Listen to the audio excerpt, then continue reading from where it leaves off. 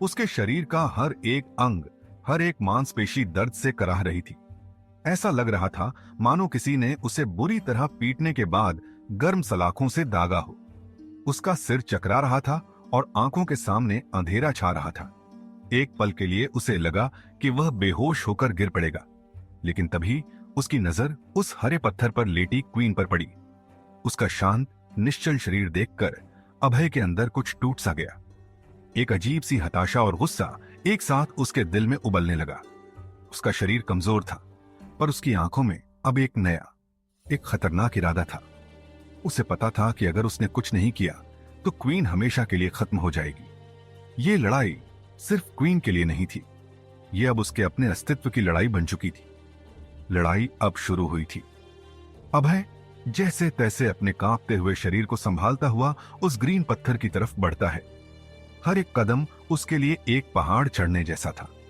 उसके पैर, जो कभी उसका सबसे बड़ा सहारा हुआ करते थे, आज उसी का साथ नहीं दे रहे थे।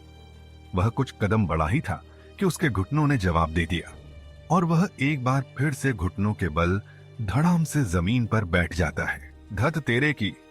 अभय के मुंह से एक गाली निकली।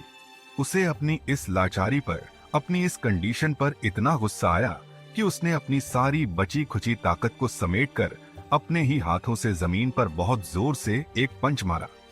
वह बस अपनी भड़ास निकालना चाहता था, लेकिन जो हुआ उसने अभय के होश उड़ा दिए।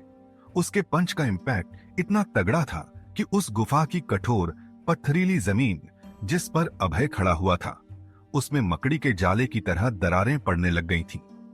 एक गूंजती हुई कड़क की आवाज पूरी गुफा में फैल गई। लेकिन हैरानी की बात तो यह थी कि इतना शक्तिशाली प्रहार करने के बाद भी अभय के हाथ पर एक खरोंच तक नहीं आई थी। उसे दर्द की जगह एक अजीब सी झंझनाहट और ऊर्जा महसूस हो रही थी। अभय अपना पंच धीरे से हवा में उठाते हुए अपने मुंह के सामने लाया और अपने सिर को अपने पंच की तरफ झुकाकर उसे घूरने लगा। उसका हाथ बिल्कुल वैसा का वैसा ही था, न कोई सूजन, न कोई चोट। अबे तेरी, ये तो कमाल हो गया। धोती को फाड़ के रुमाल हो गया। वह पहले तो अपनी मुट्ठी को देखता और फिर जमीन पर आई दरारों की तरफ। उसके चेहरे पर आए हैरानी के भाव धीरे धीरे एक बड़ी चौड़ी मुस्कान में बदल गए चैनल को और वह सब्सक्राइब, वीडियो अपनी को लाइक, बत्ती सी ज्यादा से दिखाते ज्यादा हुए शेयर करिए, ज्यादा खिलखिलाकर से हंसा। ज्यादा वह फिर से अपने पंच की कमेंट तरफ कीजिए, देखते हुए ज्यादा बोला, से ज्यादा भाई जो है मजा आ गया। ऐसा लग रहा है मैं सब्सक्राइब प्रोफेसर हल्क कीजिए। से सीधा वर्ल्ड ब्रेकर हल्क बन गया हूँ। इस एक एहसास ने उसकी सारी कमजोरी और दर्द को जैसे सोख लिया। अभय इसी पोजीशन में बैठे बैठे अपनी गर्दन घुमाता है। कटक की आवाज के साथ उसकी गर्दन की अकड़न दूर हो जाती है। उसकी नजर सामने खड़े उस आग से दिखने वाले एलियन पर पड़ती है, जो अब तक उसे एक मरा हुआ कीड़ा समझ रहा था। अभय की आंखों में अब आत्मविश्वास की एक नई चमक थी। वह उस एलियन को देखकर एक अजीब ढंग से मुस्कुराया। बेटे, तेरी हालत खराब कर दूंगा यहीं पर बैठे बैठे। अब तेरी खैर नहीं साले, तू गया अब। अपने पंच से जमीन पर आई दरारों को देखकर उसमें एक अलग ही जोश भर गया था। वह अपने आप को पहले से कहीं ज्यादा पावरफुल महसूस कर रहा था। उसका आत्मविश्वास अब 7वें आसमान पर था। वह अपनी जगह से ऐसे उठा जैसे उसे कभी कोई चोट लगी ही ना हो और सीधा उस आग से बने एलियन की तरफ बेखौफ होकर बढ़ गया। अभय को अपनी तरफ इतने आत्मविश्वास से आता देख उस एलियन को भी थोड़ा आश्चर्य हुआ। उसने अपने डिफेंस में अभय पर अपनी सबसे खतरनाक शक्ति, अपनी माइंड पावर से हमला किया। एक तीव्र मानसिक लहर अभय के दिमाग से टकराई, जिसका मकसद था अभय के दिमाग को अंदर से फाड़ देना। मगर इस बार उसका पावर काम नहीं कर सका, क्योंकि अभय के माइंड के चारों तरफ एक अदृश्य स्पिरिचुअल ढाल बन चुकी थी।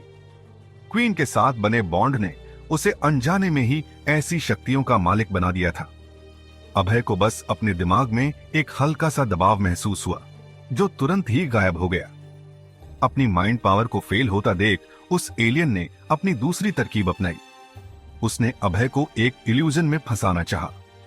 अचानक अभय के चारों ओर की गुफा गायब हो गई और उसे दिखने लगा कि क्वीन उठ खड़ी हुई है और उसे अपनी ओर बुला रही है। लेकिन अभय की स्पिरिचुअल ढाल ने इस भ्रम को भी भेद दिया। उसे क्वीन की छवि के आर पार उस डरे हुए एलियन का चेहरा साफ नजर आ रहा था। अपनी हर पावर का ऐसा तोड़ देखकर वह एलियन हैरानी से अभय की तरफ देखने लगा। उसकी आग की लपटों जैसी आंखों में अब डर साफ झलक रहा था, मानो वह कहना चाह रहा हो, भाई तू है तो इंसान ही ना। अब कुछ ही कदमों में अभय उस एलियन के बिल्कुल सामने जाकर खड़ा हो गया। अभय को अपने सामने एक पहाड़ की तरह खड़ा देखकर वह एलियन किसी मासूम बच्चे की तरह अपनी गर्दन को झुकाता है और एक कांपती हुई स्माइल देता है। उसने डर के मारे अपने चारों हाथों को अपनी कमर के पीछे छुपा लिया, जैसे कि एक छोटा बच्चा अपनी कोई शरारत पकड़े जाने पर मासूम बनने की एक्टिंग करता है। ये एलियन भी उसी तरह मासूम बनने का ढोंग कर रहा था, मानो वह अभय से कहना चाह रहा हो, सॉरी, मुझसे गलती हो गई, प्लीज मुझे माफ कर दो। इसी बीच अभय की पैसिव स्किल हीलिंग, जो उसे क्वीन के साथ लाइफ बॉन्ड बनाने पर मिली थी, अपना काम कर चुकी थी। अभय को अब अपने शरीर में दर्द का नामो निशान भी महसूस नहीं हो रहा था। वह पूरी तरह से हील हो चुका था। अभय ने एक नजर उस पत्थर पर लेटी हुई क्वीन की तरफ देखा। वह बिल्कुल सही सलामत थी। उस एलियन ने क्वीन का कोर अभी तक नहीं निकाला था। वह सिर्फ उसकी एनर्जी को धीरे धीरे ऑब्जॉर्व कर रहा था। अभय को यह देखकर तसल्ली हुई कि क्वीन बिल्कुल ठीक है। वह उस आग से बने एलियन की तरफ मुड़ा। अभय को अपनी तरफ मुड़ता हुआ देखकर पहले तो वह एलियन हल्का सा मुस्कुराया, लेकिन अभय के चेहरे पर मौत जैसे ठंडे एक्सप्रेशन देखने के बाद उसने वहां से भागने में ही अपनी भलाई सोची। वह एलियन जैसे ही पलक झपकते ही भागने के लिए मुड़ा, अभय ने और भी तेजी से उसका सिर अपने हाथ से पकड़ लिया और उसे किसी खिलौने की तरह हवा में उठा दिया। उस एलियन को लगा कि आज यह उसका आखिरी दिन है। डर के मारे वह अपने चारों हाथ पैर हवा में फेंकने लगा, छटपटाने लगा। मगर जब इससे बात नहीं बनी तो वह अभय की तरफ मुड़ा और रोने लगा, लेकिन उसकी आंखों से आंसुओं की जगह छोटे छोटे अंगारे जमीन पर गिर रहे थे। उसे रोता देख और उसके शरीर की बनावट को देखकर अचानक अभय के दिमाग की घंटी बजी। वह मन ही मन बड़बड़ाता हुआ बोला, एक मिनट, ये एलियन भी दिखने में क्वीन की तरह ही है, एक फायर फेरी। शायद मैं इसके साथ भी लाइफ बॉन्ड बना पाऊं। यह विचार आते ही अभय के चेहरे पर एक कुटिल मुस्कान आ गई। उसने उस एलियन को अपने चेहरे के बिल्कुल पास लाकर एक बहुत ही खतरनाक हंसी में हंसते हुए उसे देखा।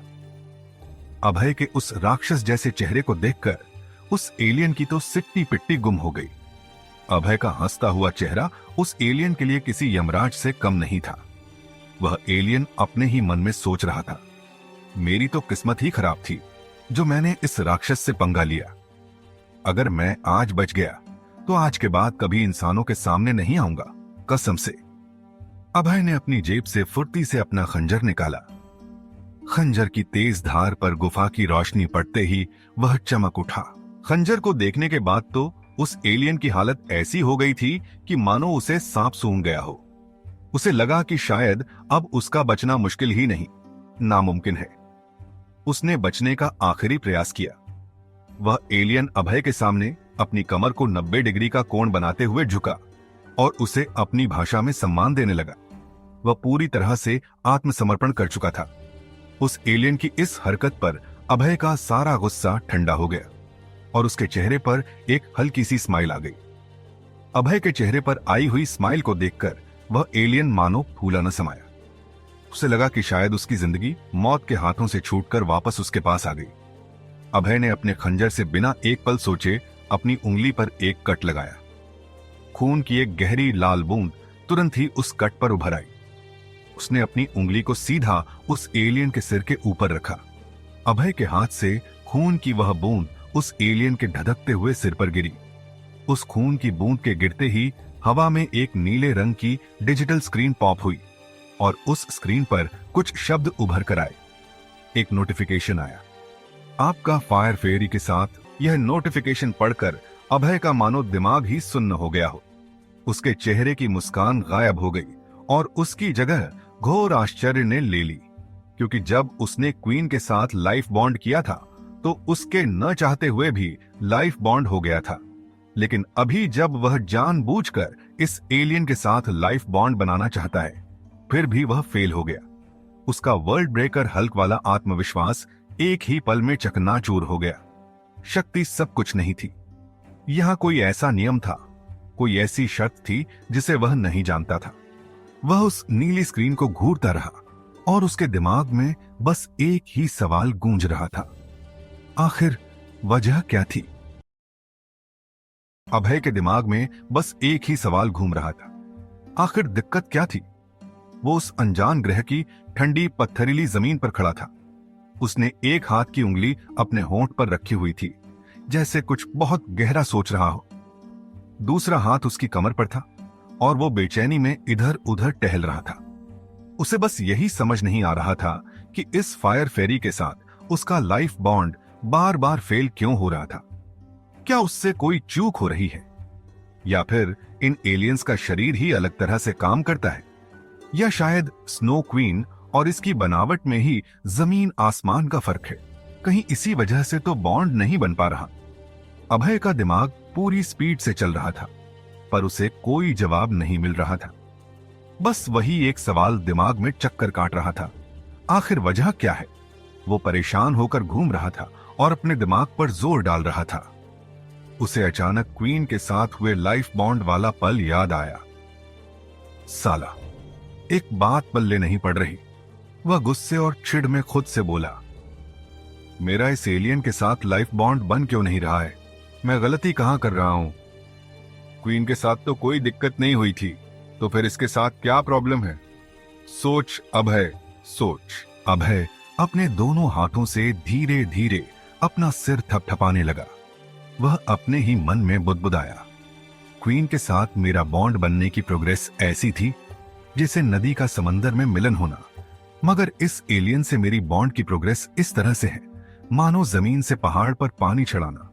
तभी अचानक उसके दिमाग में बत्ती जली, कहीं ऐसा तो नहीं कि इस लाइफ बॉन्ड के लिए इस एलियन का मुझे एक्सेप्ट करना, यानी इसका राजी होना जरूरी हो? यह सोचते ही अभय को लगा कि शायद उसने इस पहेली को सुलझा लिया है, क्योंकि जब से वह एलियन अभय के हाथ में आया है, अभय एक किलिंग वेब ही प्रोड्यूस कर रहा है। उस एलियन की नजर में अभय सिर्फ एक किलिंग मशीन है, जो किसी भी वक्त उस एलियन का काम तमाम कर सकता है।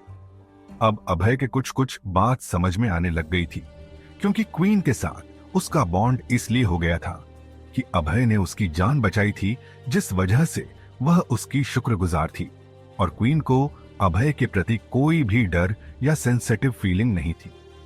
शायद इसीलिए इस एलियन से मेरा बॉन्ड नहीं हो पा रहा है, क्योंकि जब से यह मेरे पास आया है, मैं इस डरा धमका रहा था। वो एलियन अभी भी अभय के हाथ में ही था। अभय ने सोचा, लगता है ये प्यार की भाषा नहीं समझेगा, इसे डराकर ही मनाना पड़ेगा, वरना ये इतनी आसानी से लाइफ बॉन्ड के लिए हाँ नहीं करेगा। अभय का पूरा एटीट्यूड ही बदल गया। उसने अपनी आंखें बड़ी की और उस एलियन को घूरते हुए धमकी दी, सुन, तूने जो मेरी क्वीन के साथ किया, मतलब जो उसकी लाइफ एनर्जी चुराई है, उसके बदले तेरे पास अब दो ही रास्ते हैं। या तो मैं तेरे शरीर की सारी एनर्जी खींचकर तुझे खत्म कर दूं, या फिर चुपचाप इस लाइफ बॉन्ड के लिए हाँ कर दे। अभय की बात सुनते ही उस एलियन पर तुरंत असर हुआ। वो तेजी से सीधा हुआ और फिर झुक गया, फिर सीधा हुआ और फिर झुका। इस तरह उसने झुक झुक कर अभय की बात मान ली। बस इसी तरह अभय ने उसके साथ भी अपना लाइफ बॉन्ड बना लिया। लाइफ बॉन्ड बनते ही अभय को महसूस हुआ कि उसके दिमाग के अंदर एक खाली जगह बन गई है, एक तरह का स्पेस। अब वो स्नो क्वीन और फायर फेरी दोनों को उस स्पेस में रख सकता था। अब उसे इन दोनों को दुनिया से छिपाने के लिए इतनी मेहनत नहीं करनी पड़ेगी। अभय ने मन में ही आवाज दी, स्नो क्वीन और फायर फेरी, मेरे माइंड स्पेस में आ जाओ। अभय का कमांड मानते ही वो दोनों एलियन एक सफेद और एक लाल रंग की रोशनी में बदले और सीधा उसके दिमाग में चले गए। वहां से अभय सीधा अग्निबेस गया और टेलीपोर्ट होकर पृथ्वी पर लौट आया। वो अब भी इस बात से निराश था कि अपनी मां के लिए जरूरी जड़ी बूटियां उसे नहीं मिली थीं। ये बात सही थी कि उसकी मां की जान को अब खतरा नहीं था, पर वो अभी भी होश में नहीं आई थी। अभय फिर से अपनी मां की आवाज सुनना चाहता था, क्योंकि इस जहरीली और मतलबी दुनिया में सिर्फ उसकी मां ही तो थी जिसने उसे जी भरकर प्यार दिया था। अस्पताल में अपनी मां को देखने के बाद उसने सीधा रंजना को फोन किया। इस बार रंजना ने उसे शहर से करीब 100 किलोमीटर दूर एक सीक्रेट बेस पर बुलाया। ये वो जगह थी जहां मिशन से जुड़े सारे काम होते थे। समझो कि पूरी सीक्रेट ऑर्गेनाइजेशन का मेन कंट्रोल रूम ही वहीं था। अभय ने एक टैक्सी ली और रंजना के बताए पते पर पहुंच गया। वहां पहुंचकर उसने देखा कि चारों तरफ ऊंचे ऊंचे पहाड़ थे और रंजना एक पहाड़ के सामने खड़ी थी। खैर, अभय को अब इन सब चीजों से ज्यादा हैरानी नहीं होती थी। वो इन सब का आदी हो चुका था। अभय को आता देखकर रंजना ने मजाक करते हुए कहा, क्या हुआ, डर लग रहा है? टेंशन मत लो, ये पहाड़ तुम पर नहीं गिरेंगे। उसे लगा था कि अभय इतने बड़े बड़े पहाड़ देखकर शायद थोड़ा नर्वस हो गया होगा, पर रंजना ने भी नोटिस कर लिया था कि अभय को इन सब बातों से कोई खास फर्क नहीं पड़ रहा। लेकिन जिस चीज ने रंजना को सबसे ज्यादा हैरान किया वो थी अभय के शरीर से निकल रही एनर्जी। ये एनर्जी किसी भी तरह से डी रैंक वाले बंदे की नहीं लग रही थी। ये तो कम से कम सी रैंक वाले वॉरियर जैसी पावरफुल थी। जहां तक रंजना को पता था, अभय ने उसे बताया था कि वो डी रैंक पर है। अगर अभय सच बोल रहा था तो इसका मतलब था कि वो बहुत तेजी से इवॉल्व हो रहा है। रंजना इस बात से खुश थी कि उसकी टीम का कोई बंदा इतना पावरफुल बन रहा है। वो बस उस दिन का इंतजार कर रही थी जब अभय अपनी पूरी ताकत पालेगा। तब पूरी दुनिया में अग्निबेस का नाम होगा। खैर, रंजना ने उसका टाइम खराब ना करते हुए अपने मोबाइल से एक नंबर मिलाया। फोन मिलते ही उस पहाड़ में गड़गड़ाहट हुई और एक बहुत बड़ा गेट खिसक कर खुलने लगा। वैसे तो अभय को अब जल्दी किसी चीज पर हैरानी नहीं होती थी, लेकिन पहाड़ के अंदर का वो नजारा देखकर अभय की आंखें भी फटी की फटी रह गईं और उसका मुंह खुला का खुला रह गया। वैसे तो अभय को ईपेटस ग्रह पर आए हुए अब कुछ समय हो गया था। यहां आने के बाद उसने इतनी अलग अलग और अजीब, मगर इस बार जब उसने उस बड़े पहाड़ के अंदर का नजारा अपनी आंखों से देखा तो उसका भी मुंह खुला का खुला रह गया। अंदर का नजारा सच में अविश्वसनीय था। अभय ने यह सोचा था कि शायद इस गुफा या पहाड़ में बनी इमारत के अंदर भी दूसरी पुरानी बिल्डिंग्स जैसे ही नए मॉडर्न हथियारों का कलेक्शन मिलेगा, लेकिन अंदर जो कुछ था वो तो उसकी सोच से कहीं ज्यादा बड़ा और एडवांस था। बड़े बड़े हॉल में नैनो टेक्नोलॉजी से बने सूट पड़े हुए थे। रोबोट इधर उधर सामान उठाकर एक जगह से दूसरी जगह ले जा रहे थे। तंग पाइपों और नीली चमकती लाइटों से पूरा बेस अलग ही टेक्नोलॉजी वाला महसूस हो रहा था। अभय को लग रहा था कि वो अपनी दुनिया से बहुत दूर किसी और ही गैलेक्सी में पैदा हुई एडवांस सिविलाइजेशन के बीच खड़ा है। बेस के एक हिस्से में हाई टेक लैब बनी हुई थी, जिनमें अलग अलग अजीब आकार प्रकार के जीवों की बॉडी पर कुछ रिसर्च हो रही थी। किसी को मशीन से काटकर खोला हुआ था, किसी को किसी खास टैंक में रखा गया था। ये सब देखकर अभय को थोड़ा डर और थोड़ा कौतूहल दोनों हो रहा था। आज यहाँ अग्निवेश के लगभग सारे वॉरियर्स मौजूद थे। भीड़ में वो भी 3 खास टीम्स भी थीं, जिन्हें अग्निवेश की सबसे ताकतवर टीमें कहा जाता था। उनके टीम लीडर भी अपने अपने ग्रुप के साथ खड़े थे। उन्हीं योद्धाओं में विशाल की टीम भी थी। अभय ने उसकी तरफ देखा। उसका और विशाल का रिश्ता हमेशा से सांप और नेवले जैसा रहा था। दोनों एक दूसरे को कभी पसंद नहीं करते, मगर इस वक्त दोनों खामोश खड़े थे। एक जलन में जल रहा था तो दूसरा अपने रिवेंज की आग में। इतने में एक बेहद भारी और दमदार आवाज हॉल में गूंजती है, वेलकम वॉरियर्स। सभी का ध्यान अचानक उस तरफ चला गया। ये थे रंजना के पिता, अग्निवेश के लीडर। वो बाकी सभी से अलग दिखते थे। वहां मौजूद सैकड़ों इंसानों में सबसे ताकतवर एनर्जी उन्हीं से रिलीज हो रही थी। अभय ने उस एनर्जी को साफ महसूस किया। उसने मन में सोचा, कमाल है, पता नहीं इस आदमी जितना ताकतवर बनने के लिए मुझे कितने एलियंस का शिकार करना पड़ेगा और न जाने कितने कोर ऑब्जॉर्ब करने होंगे। लीडर ने बोलना शुरू किया, मुझे मालूम है आप सब जानना चाहते होंगे कि आज यहां क्यों बुलाया गया है। अभय को भी टुकड़ों टुकड़ों में समझ में आ गया। उसने मन में कहा, तो आज कोई बहुत जरूरी मीटिंग थी, इसलिए रंजना ने मुझे यहां बुलाया था। लीडर आगे बोले, हम जानते हैं कि आप में से कई योद्धा अपनी फाइनेंस प्रॉब्लम्स की वजह से इस मिशन से जुड़े हैं। इसी बात को देखते हुए हमने एक्सचेंज मिशन शुरू किया है। इसमें आप अपने पास मौजूद कोर, खास चीजें या सी रैंक और उससे ऊपर के एलियंस की बॉडी जो गायब नहीं होती, उन्हें यहां हमारे बनाए ऑफिस में लाकर किसी भी जरूरी चीज से एक्सचेंज कर सकते हो। इतना सुनने के बाद सभी योद्धाओं में हलचल बढ़ गई। कई लोगों की आंखें चमक उठीं। उसके बाद रंजना के पिता ने और भी कई नई बातें बताईं। इपेटस ग्रह पर आने वाले समय में कौन से नए मिशन होंगे, अग्निबेस में क्या क्या बदलने वाला है, ये सब जानकारी देकर आखिर में मीटिंग खत्म हुई। मीटिंग खत्म होते ही हॉल के कोने कोने में वॉरियर्स एक दूसरे से बातें करने लगे, मगर अभय वो अब भी अकेला ही एक तरफ खड़ा था। उसकी सोच कहीं और चली गई थी। तभी अचानक उसके कंधे पर किसी का हाथ रखा जाता है और एक आवाज आती है, तो आगे का क्या प्लान है? अभय चौंक गया। उसने पीछे पलटकर देखा तो सामने रंजना खड़ी थी। उसके चेहरे पर हल्की मुस्कान थी। मिस रंजना, सॉरी, मैं कुछ अपनी ही सोच में खोया हुआ। अभय ने हल्की हंसी के साथ जवाब दिया। रंजना हंस पड़ी और बोली, कोई बात नहीं, लेकिन मेरे पास तुम्हारे लिए कुछ खास है, एक सरप्राइज। उसने अपना मोबाइल निकाला और स्क्रीन पर एक तस्वीर अभय की आंखों के सामने कर दी। तस्वीर देखकर अभय की आंखें चौड़ी हो गईं। एक फूल था वह, दिखने में कमल जैसा, लेकिन वो साधारण फूल नहीं था। उसकी पंखुड़ियों के बीच से आग जैसी चमक रही थी। असल में वो प्लाज्मा जैसी दहकती हुई कुछ चीज थी। लड़कियों ने ऐसा लग रहा था जैसे भीतर से निकल रहा गर्म तेज प्लाज्मा हो। फूल किसी ऊंचाई वाली पहाड़ी पर उगा हुआ लग रहा था। उसके चारों ओर हल्की धुंध और अजीब रोशनी फैली थी।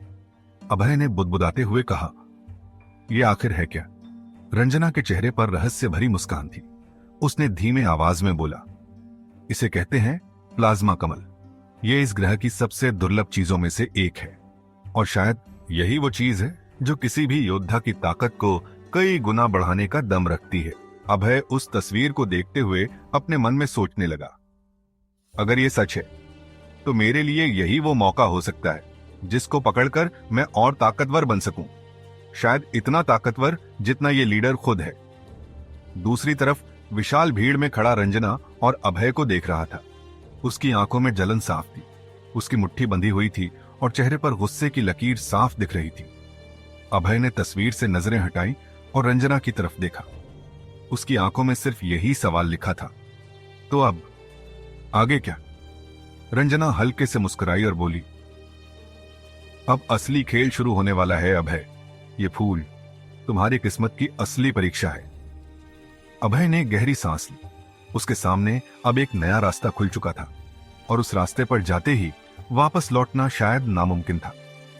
रंजना के मोबाइल फोन में उस प्लाज्मा कमल को देखते देखते उसकी नजर अचानक ही पास की एक लैब पर जाती है। उसे लैब में एक लिक्विड चैम्बर में एक अनजाना मगर जाना पहचाना सा एलियन था। अभय की आंखें उस लिक्विड चैम्बर पर गड़ी हुई थीं।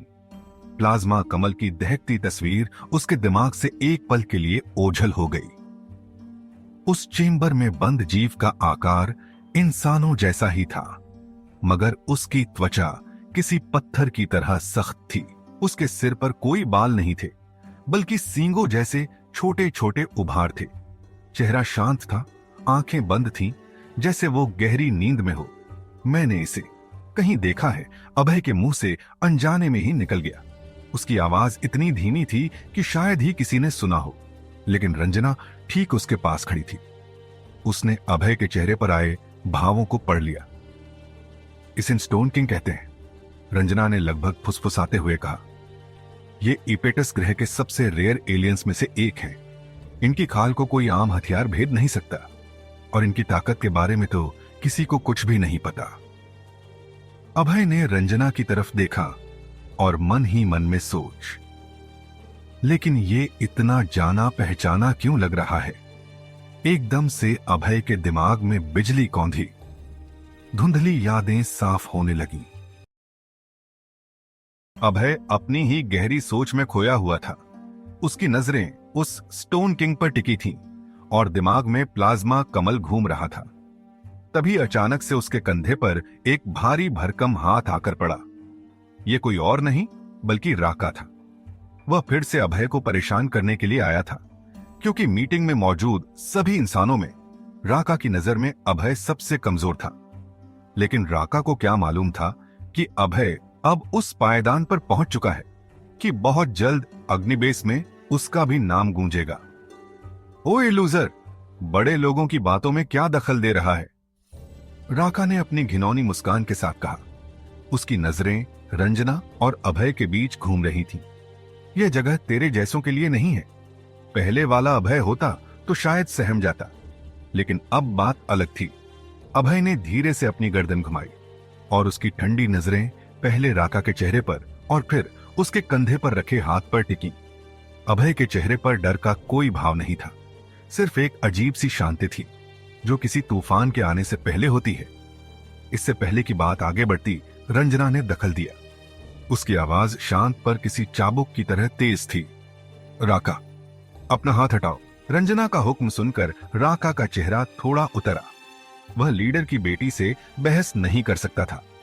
उसने ना चाहते हुए भी अपना हाथ अभय के कंधे से हटा लिया, लेकिन उसकी आंखों में गुस्सा और बेइज्जती साफ झलक रही थी। यह अभी खत्म नहीं हुआ। राका ने फुसफुसाते हुए अभय को धमकी दी और अपनी टीम की तरफ लौट गया। रंजना ने राका को नजरअंदाज करते हुए वापस अभय की तरफ देखा। इन जैसों पर ध्यान मत दो, हम प्लाज्मा कमल की बात कर रहे थे। अभय ने एक गहरी सांस ली। उसका ध्यान अब पूरी तरह से उस मिशन पर था जो उसकी किस्मत बदलने वाला था। राका जैसे छोटे मोटे कांटे अब उसे रास्ते से भटका नहीं सकते थे। राका के जाने के बाद हॉल में थोड़ी शांति हो गई, लेकिन अभय का मन अभी भी बेचैन था। प्लाज्मा कमल की तस्वीर अभी भी रंजना के फोन पर चमक रही थी, जो असीम शक्ति का वादा कर रही थी। अभय ने उस फूल को देखा और एक पल के लिए उसकी आंखों में भी वही लालच जागा जो किसी भी योद्धा में होता है। लेकिन अगले ही पल उसके मन में अस्पताल के उस ठंडे कमरे का ख्याल आया जहां उसकी मां बेसुध लेटी हुई थी। यह सारी ताकत, यह सारी लड़ाई, यह सब किस लिए था? अभय ने रंजना की तरफ देखा। उसकी आवाज में एक झिझक थी, एक उम्मीद थी जो वह टूटने नहीं देना चाहता था। रंजना, यह प्लाज्मा कमल, यह ताकत, यह सब ठीक है, पर मुझे कुछ और चाहिए। रंजना ने अभय के चेहरे पर आए बदलाव को गौर से देखा। वह समझ गई कि यह किसी मिशन या शक्ति की बात नहीं है, यह कुछ ज्यादा ही व्यक्तिगत था। अभय ने हिम्मत जुटाकर पूछा। लीडर ने एक्सचेंज मिशन के बारे में बताया कि हम कोई भी जरूरी चीज हासिल कर सकते हैं। क्या इपेटस ग्रह पर कोई ऐसी जड़ी बूटी है जो किसी इंसान को कोमा से बाहर ला सके? मेरी मां। उसकी आवाज अंत में थोड़ी भर्रा गई। यह सवाल सुनकर रंजना की पेशेवर मुस्कान हल्की पड़ गई। उसकी आंखों में एक सहानुभूति का भाव आया। उसने कुछ पल सोचा, जैसे अपने दिमाग में मौजूद सारे डेटा को खंगाल रही हो। अभय की सांसें रुकी हुई थीं। वह किसी चमत्कार की उम्मीद में रंजना के जवाब का इंतजार कर रहा था। काफी देर सोचने के बाद रंजना ने एक गहरी सांस छोड़ी। उसका चेहरा थोड़ा उदास हो गया था। अभय, उसने धीरे से कहा, मैंने इपेटस ग्रह की हर जानी पहचानी चीज के बारे में पढ़ा है। वहां की जड़ी बूटियां और कोर जानवरों जैसी क्रूर शक्ति देते हैं। शरीर को फौलाद बनाते हैं या जहरीले होते हैं। वो दुनिया जीने, मरने और ताकत की है, इलाज की नहीं। उसने अभय की आंखों में देखते हुए सीधे सीधे कहा, मुझे ऐसी किसी भी जड़ी बूटी के बारे में कोई नॉलेज नहीं है जो किसी इंसान के दिमाग पर इतना गहरा असर कर सके। यह सुनते ही अभय का दिल बैठ गया। जिस एक उम्मीद के सहारे वह इस खतरनाक दुनिया में लड़ रहा था, वह उम्मीद टूटती हुई नजर आ रही थी। उसके चेहरे पर निराशा के बादल छा गए। प्लाज्मा कमल की चमक फीकी पड़ गई और हॉल में मौजूद सैकड़ों योद्धाओं की भीड़ में उसे फिर से अकेलापन महसूस होने लगा। रंजना ने उसके कंधे पर धीरे से अपना हाथ रखा। उसकी आवाज में अब एक दिलासा था, एक वादा था। लेकिन इसका मतलब यह नहीं है कि ऐसी कोई चीज मौजूद ही नहीं है। इपेटस ग्रह बहुत बड़ा है, अभय। हमने अभी तक उसका एक छोटा सा हिस्सा ही खोजा है। उसने अभय को हौसला देते हुए कहा, तुम फिक्र ना करो, हम कोई ना कोई रास्ता निकाल लेंगे। हो सकता है कि यह जड़ी बूटी किसी ऐसे इलाके में हो जहां आज तक कोई नहीं पहुंच पाया। तुम ताकतवर बनो, इतने ताकतवर कि तुम उन अनजान जगहों को भी खंगाल सको। मैं वादा करती हूं, इस खोज में तुम अकेले नहीं होगे। रंजना के शब्दों ने मरहम का काम किया। अभय की आंखों में निराशा की जगह एक नई जिद ने ले ली। रास्ता मुश्किल था, शायद नामुमकिन भी, लेकिन अब उसके पास एक वजह थी, एक मंजिल थी।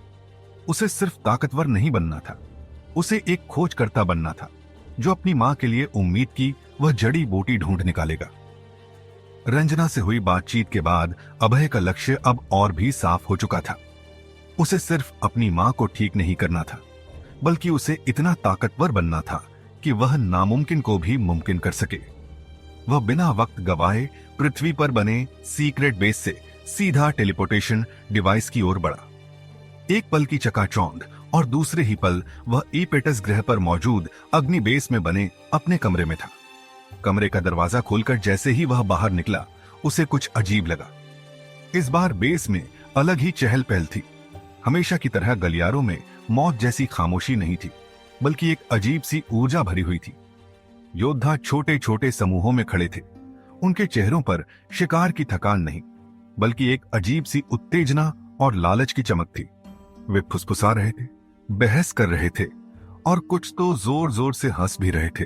वैसे तो अभय से बेस का कोई भी इंसान बोलना पसंद नहीं करता था, या यूं कहें कि विशाल की दी हुई धमकी के कारण कोई भी उससे बोलना नहीं चाहता था। लोग उसे देखकर आज भी मुंह फेर रहे थे, लेकिन उनकी आंखों में अभय के लिए नफरत से ज्यादा अपने भविष्य की चिंता और सपने थे। अभय चुपचाप उन समूहों के पास से गुजरता रहा। माहौल ही बदल गया है। उसने कुछ बिखरे हुए शब्द सुने। इस बार इनाम बहुत बड़ा है, पूरी दुनिया की नजरें होंगी अगर जीत गए तो। लेकिन फिर भी वह किसी तरीके से वहां पर उस चहल पहल की वजह ढूंढ लेता है।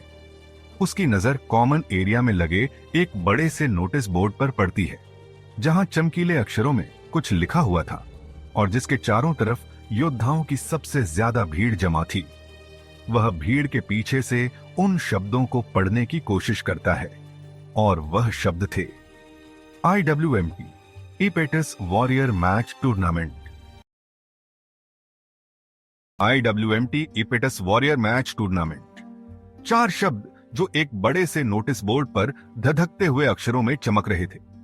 ये शब्द अभय के लिए अनजान थे, लेकिन इनसे निकलने वाली ऊर्जा पूरे अग्निबेस में एक बिजली की लहर की तरह दौड़ रही थी। अभय ने अपने पूरे समय में बेस को इतना जीवंत, इतना बेचैन कभी नहीं देखा था। वह ज्यादातर बेस की गतिविधियों में शामिल नहीं होता था। सच तो यह था कि वह उनसे अनजान ही रहता था। उसका हर एक दिन, हर एक पल बस 2 ही मकसदों के इर्द गिर्द घूमता था। खुद को इतना ताकतवर बनाना कि विशाल जैसे लोग उसकी परछाई से भी डरें, और उससे भी बढ़कर अपनी मां के लिए उस रहस्यमयी जड़ी बूटी को ढूंढना जो उसे वापस जिंदगी दे सके। उसका रूटीन तय था। सुबह उठना, अकेले ही बेस के सबसे खतरनाक और सुनसान इलाकों में शिकार के लिए निकलना, घायल होकर लौटना और फिर अपने कमरे की खामोशी में अपनी चोटों को भरना। इस प्रक्रिया में बेस में क्या चल रहा है, कौन सी नई टीम बनी है या कौन सा नया नियम आया है, इन सबसे उसे कोई वास्ता नहीं था। लेकिन आज कुछ अलग था। आज बेस की हवा में एक अनकही चुनौती की महक थी। नोटिस बोर्ड पर लिखे उन शब्दों को पढ़कर अभय इतना तो समझ गया था कि यह शायद इपेटस ग्रह पर योद्धाओं के बीच होने वाला कोई मुकाबला, कोई टूर्नामेंट। लेकिन इसका असली मतलब और इसके पीछे छिपे खतरे का अंदाजा उसे तब हुआ जब वह अनजाने में ही पास खड़े 2-4 वॉरियर्स के एक ग्रुप के करीब से गुजरा। उनकी बातें उसके कानों में पड़ी। सुना है इस बार की सोलबोन किसी प्राचीन बीस्ट की है, एक तगड़े दाढ़ी वाले योद्धा ने कहा, जिसकी आंखों में लालच साफ झलक रहा था। सोलबोन, एक दुबले पतले लड़के ने दोहराया। उसकी आवाज में हैरानी और सपना दोनों था। सोचो, अगर मुझे मिल गई मुझे बस एक डिफेंसिव स्किल चाहिए, सपना देखना बंद कर। बच्चे, दाढ़ी वाले ने हंसते हुए कहा, वहां तुझ जैसे सैकड़ों होंगे, और याद रख, टॉप 5 में आना बच्चों का खेल नहीं। अभय वहीं रुक गया, उनकी बातों को और ध्यान से सुनने लगा। एक तीसरा अनुभवी दिखने वाला योद्धा, जिसके चेहरे पर एक पुराना घाव था, बोला, यह सिर्फ बच्चों का खेल नहीं है, यह मौत का खेल है। पिछले टूर्नामेंट में मैंने अपनी आंखों से देखा था, एक बी रैंक का योद्धा अपनी ताकत के घमंड में चूर एक मामूली से दिखने वाले सी रैंक वाले से हार गया। हारा ही नहीं, उसकी सारी शक्ति उस सी रैंक वाले ने सोख ली। आज वो योद्धा बेस में झाड़ू लगाने का काम करता है, जिंदा है, पर एक जिंदा लाश की तरह। यह सुनकर उस दुबले पतले लड़के का चेहरा सफेद पड़ गया। अभय का दिल भी एक पल के लिए धड़कना भूल गया। अपनी सारी ताकत खो देना, यह तो मौत से भी बदतर सजा थी। अनुभवी योद्धा ने आगे कहा, और जो बच नहीं पाते उनकी तो बात ही अलग है। एरिना में खून बहाना मना नहीं है, या तो तुम अपनी जिंदगी गंवा सकते हो या अपनी सारी ताकत। इस टूर्नामेंट में बीच का कोई रास्ता नहीं होता। लेकिन इनाम भी तो देखो। दाढ़ी वाले ने फिर से अपनी बात रखी, सोल बोन, एक ट्रॉफी के रूप में, जो तुम्हारे शरीर का हिस्सा बन जाएगी। तुम्हें रैंडमली कोई भी पावर दे सकती है। हो सकता है तुम्हें उड़ने की ताकत मिल जाए, या जहर के खिलाफ इम्यूनिटी, या शायद किसी एस रैंक बीस्ट की ताकत का एक छोटा सा हिस्सा। ये एक जुआ है, अपनी जिंदगी और ताकत का सबसे बड़ा जुआ। उनकी बातें सुनकर अभय का दिमाग सुन्न हो गया था। सोल बोन, एक ऐसी चीज जो उसे वो दे सकती थी, जिसे पाने में उसे शायद सालों लग जाते। उसकी मां के लिए जड़ी बूटी की खोज आसान नहीं थी। उसे इपेटस ग्रह के उन अनजान खतरनाक इलाकों में जाना पड़ता, जहां एस रैंक के बीस्ट घूमते थे। अपनी मौजूदा ताकत के साथ वहां जाना आत्महत्या करने जैसा था। लेकिन अगर उसे कोई खास पावर मिल गई तो? अभय ने अभी तक पूरे बेस को सही तरीके से देखा भी नहीं था। यह जगह एक छोटे शहर जितनी बड़ी थी। यहां लगभग 1000 योद्धा थे, हर कोई अपनी कहानी, अपनी मजबूरियों और अपने सपनों के साथ। यहां ट्रेनिंग के लिए अलग अलग मैदान थे, हथियारों और कोर के लिए एक छोटा बाजार था, और एक विशाल मेडिकल विंग भी था, जहां अभय कई बार जा चुका था। इतने बड़े बेस में अभय जैसे अकेले इंसान के लिए सारी चीजों का मालूम होना नामुमकिन था, खासकर तब जब वह खुद ही बेस की गतिविधियों में शामिल नहीं होता था। वह उस ग्रुप से दूर हटकर भीड़ के साथ आगे बढ़ने लगा। सब एक ही दिशा में जा रहे थे। खैर, बेस में बने एक विशाल एरिना में, जो कि एक तरह का मंच था, स्पेशली फाइटिंग टूर्नामेंट्स के लिए बनाया गया। यह टूर्नामेंट वहीं पर होना था। वह एरिना बेस के बिल्कुल बीच में था, एक खुला हुआ स्टेडियम, जिसकी दीवारें किसी अनजाने काले पत्थर से बनी थीं। उन दीवारों पर अनगिनत लड़ाइयों के निशान थे, तलवार की खरोंचें, जले हुए धब्बे और सूखे हुए खून के फीके निशान, जो इस जगह की क्रूरता की कहानी कह रहे थे। एरिना के बीचों बीच रेत से भरा एक विशाल मैदान था, और चारों तरफ दर्शकों के बैठने के लिए पत्थर की सीढ़ियां बनी हुई थीं, जो किसी प्राचीन रोमन कोलोसियम की याद दिला रही थीं। उस एरिना के गेट पर एक और नोटिस लगा था। उस पर लिखा था कि इस टूर्नामेंट में लगभग सैकड़ों वॉरियर्स ने पहले ही पार्टिसिपेट कर लिया था, और बहुत ही जल्द पार्टिसिपेशन के लिए नॉमिनेट करने का वक्त भी खत्म होने वाला था। बस कुछ ही दिन बाकी थे, जिसके बाद कोई भी अपना नाम सबमिट नहीं कर सकता था। अभय उस विशाल और डरावने एरिना को देखता रहा। उसे यहां होने वाली लड़ाइयों की गूंज सुनाई दे रही थी, योद्धाओं की चीखें और जीत का शोर महसूस हो रहा था। वह अपना नाम नॉमिनेट करने के लिए सोचने लगा। उसके दिमाग में 2 आवाजें लड़ रही थीं। एक आवाज डर की थी, मत कर अभय, तू अभी डी रैंक पर है, यहां तुझसे कहीं ज्यादा ताकतवर योद्धा है। अगर तूने अपनी ताकत गंवा दी तो मां का क्या होगा? अगर तू मर गया तो उनका ख्याल कौन रखेगा? जो रास्ता तूने चुना है वो धीमा है पर सुरक्षित है। लेकिन दूसरी आवाज जिद की थी, एक ऐसी आग जो विशाल की बेइज्जती और दुनिया की ठोकरों ने जलाई थी। धीमा रास्ता? कितना धीमा? क्या तेरे पास इतना वक्त है? तेरी मां इंतजार कर रही है। अभय, और यह सोल बोन, ये एक मौका है, एक छलांग लगाने का मौका। क्या तू हमेशा ऐसे ही छिपकर दूसरों से बचकर शिकार करता रहेगा? क्या तू विशाल को कभी जवाब नहीं देना चाहता? डरपोक मत बन, तू अब पहले जैसा कमजोर नहीं है। अभय की मुट्ठियां भींच गईं। उसने अपनी शर्ट के अंदर हाथ डाला, जहां क्वीन और फायर फेरी की हल्की सी मौजूदगी उसे महसूस हुई। उसके पास रैपिड हीलिंग थी, उसके पास लड़ने की एक वजह थी।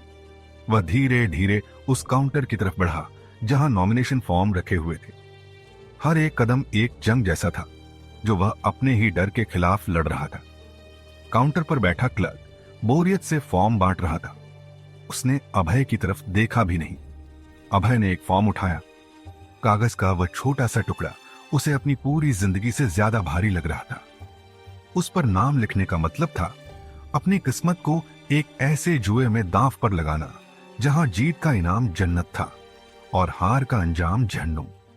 क्या अभय उस कागज पर अपना नाम लिखकर अपने आप को एरिना के हवाले करेगा या चुनेगा वही धीमा रास्ता जिसमें उसे उसकी जान का जोखिम नहीं है? यह जानना दिलचस्प होगा। कागज का वह टुकड़ा अभय के हाथ में कांप रहा था। उसके सामने मौत और एक अनिश्चित भविष्य का अंधेरा था, लेकिन उस अंधेरे के पार सोल बोन की एक धुंधली सी चमक भी थी। डर उसके दिल में किसी ठंडे सांप की तरह कुंडली मारकर बैठा था, लेकिन उसकी मां का इंतजार करता चेहरा उस डर से ज्यादा ताकतवर था। अचानक उसके दिमाग में एक विचार कौंधा, एक ऐसा रास्ता जो शायद उसे दोनों जहान दे सकता था। 1 मिनट, उसने मन ही मन सोचा। टूर्नामेंट के नियम क्या हैं? या तो मौत या सारी ताकत का छिन जाना। लेकिन अगर मैं हारने से पहले ही हार मान लूं तो? यह विचार उसके लिए एक जीवन रक्षक नाव की तरह था। हां, अगर मुझे लगा कि सामने वाला मुझसे ज्यादा ताकतवर है या मैं जीतने की हालत में नहीं हूं, तो मैं पहले ही सरेंडर कर दूंगा। इस तरीके से मेरी जान भी बच जाएगी और मेरी ताकत भी। मैं सिर्फ उन मैचों में लड़ूंगा जहां मुझे जीतने का यकीन होगा। यह सोचकर उसे एक अजीब सी राहत मिली। जुआ अभी भी था, लेकिन अब उसे लगा कि उसने अपने पत्ते छुपा लिए हैं। इस तरह वह इस खतरनाक टूर्नामेंट में पार्टिसिपेट भी कर सकता था और बड़े खतरों से बच भी सकता था। यह सब कुछ सोच समझकर उसने गहरी सांस ली और पास पड़े एक पुराने स्टूल पर झुककर उस फॉर्म पर कांपते हुए हाथों से अपना नाम लिख दिया। अभय राठौड़। उसने फॉर्म उठाया और बिना दोबारा सोचे क्लर्क के सामने रखे सबमिशन बॉक्स में डाल दिया। फॉर्म के बॉक्स में गिरने की हल्की सी आवाज अभय को किसी हथौड़े की चोट की तरह लगी, जिसने उसकी किस्मत पर आखिरी मुहर लगा दी हो। सबमिट करने के बाद वह उस एरिना से मुड़ा और भीड़ को चीरता हुआ फिर से अपने बेस में बने कमरे की तरफ लौटने लगा। एरिना का शोर और योद्धाओं की उत्तेजना अब पीछे छूट है। अभय को अभी भी यह ठीक से समझ में नहीं आया था कि यह सोल बोन आखिर होती क्या है। उसने बस सुना था कि यह कोई ट्रॉफी है जो रैंडम पावर देती है, लेकिन यह दिखती कैसी है, काम कैसे करती है? इन सवालों का कोई जवाब उसके पास नहीं था। वह इसी बात को अपने दिमाग में घुमाते हुए बेस के अंदरूनी गलियारों से गुजर रहा था। तभी वह फिर किसी ग्रुप के पास से गुजरा। यह अनुभवी योद्धाओं का एक समूह लग रहा था, जो एरिना के पास बने एक छोटे से कैफे में बैठे बहस कर रहे थे। अभय उनकी बातें सुनने के लिए अनजाने में ही धीमा हो गया। यह चीज बहुत ही रेयर होती है। एक बूढ़ा योद्धा कह रहा था, जिसकी एक आंख पर पट्टी बंधी थी। मैंने अपनी पूरी जिंदगी में सिर्फ 2 बार सोल बोन देखी है।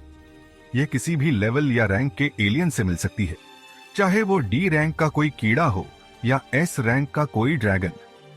लेकिन इसका मिलना एस रैंक वॉरियर के मिलने से भी कहीं गुना रेयर है।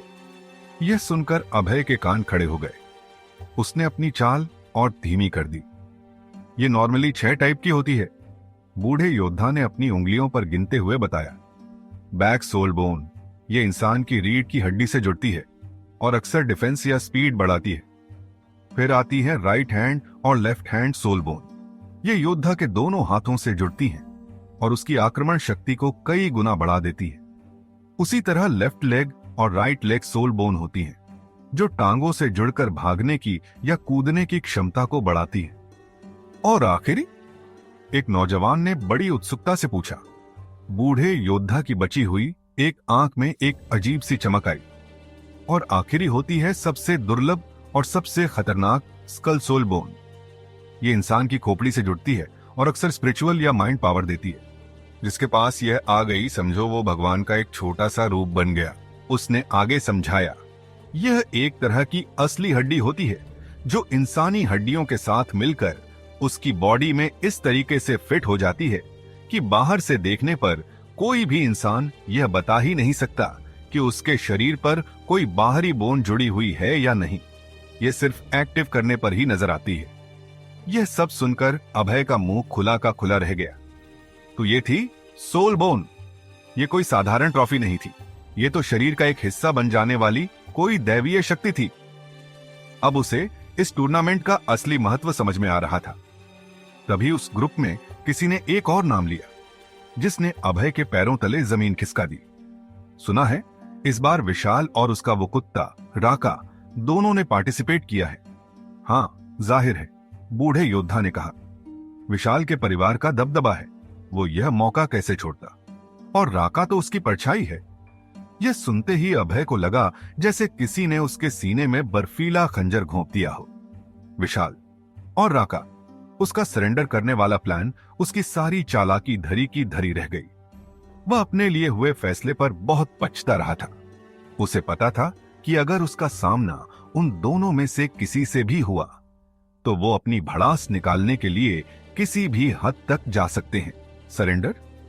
वो उसे सरेंडर करने का मौका ही नहीं देंगे। वो उसे एरिना की रेत में तिल तिल कर मारेंगे, उसकी बेइज्जती करेंगे और शायद उसकी जान लेने से पहले एक दफा भी नहीं सोचेंगे। अभय का चेहरा सफेद पड़ गया। उसने एक ऐसे खेल में अपना नाम लिखवा दिया था जहां उसके दो सबसे बड़े दुश्मन ही उसके शिकारी थे। अब पीछे हटने का कोई रास्ता नहीं था। अभय का दिल डूब रहा था। विशाल और राका का नाम किसी बुरे सपने की तरह उसके दिमाग में गूंज रहा था। वह उस कैफे के कोने में एक मूर्ति की तरह खड़ा था और योद्धाओं का वह ग्रुप अपनी चर्चा में इतना मग्न था कि उन्होंने अभय की मौजूदगी पर ध्यान भी नहीं दिया। एक आंख वाले बूढ़े योद्धा ने अपनी बात आगे बढ़ाई। उसकी आवाज में एक गहरा रहस्य और सम्मान का भाव था। एक सोल बोन मिलना ऐसा है, उसने कहा, अपनी दाढ़ी पर हाथ फेरते हुए, जैसे तुम बिना रुके हजारों एलियंस का शिकार करो और फिर भी इसकी संभावना सिर्फ 1% हो। यह किस्मत का खेल है, शुद्ध किस्मत का। नौजवान योद्धाओं की आंखें आश्चर्य से फैली हुई थीं। हजारों एलियन, सिर्फ 1% संभावना।